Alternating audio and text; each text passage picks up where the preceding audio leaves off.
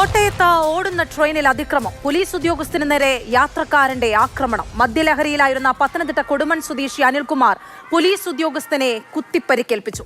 ഇന്നലെ രാത്രി 10:30-ഓടെ മലബാർ എക്സ്പ്രസിലായിരുന്നു ആക്രമണം.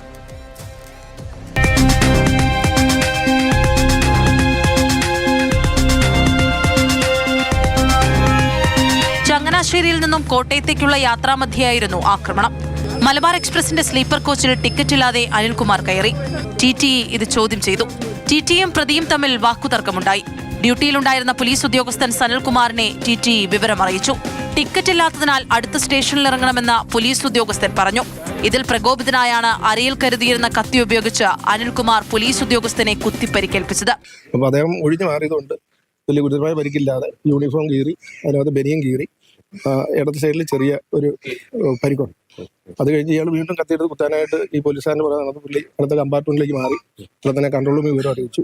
അപ്പം ഞങ്ങൾ ഇതിലെ കോമ്പിങ് ആയ കാരണം ഞങ്ങൾ എല്ലാ പ്ലാറ്റ്ഫോമിലും പോലീസുകാരുണ്ടായി. ഞങ്ങളിവിടെ കോമ്പിങ് ഡ്യൂട്ടി ചെയ്തുകൊണ്ടിരിക്കുക. അപ്പം കോട്ടയത്ത് കൺട്രോളിൽ നിന്ന് വിവരം അറിയിച്ചു. പ്ലാറ്റ്ഫോമിൽ ഡ്യൂട്ടിക്കാർ ഞങ്ങൾ ചേർന്ന് സനൽകുമാർ ഞങ്ങൾ ചേർന്ന് അയാളെ ഇറക്കി ഇവിടെ കൊണ്ടുവന്നു.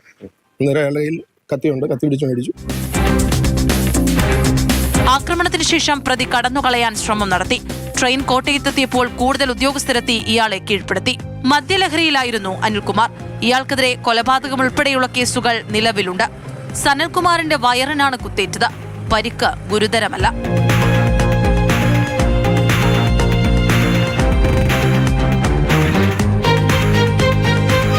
മാതൃഭൂമി ന്യൂസ്, കോട്ടയം.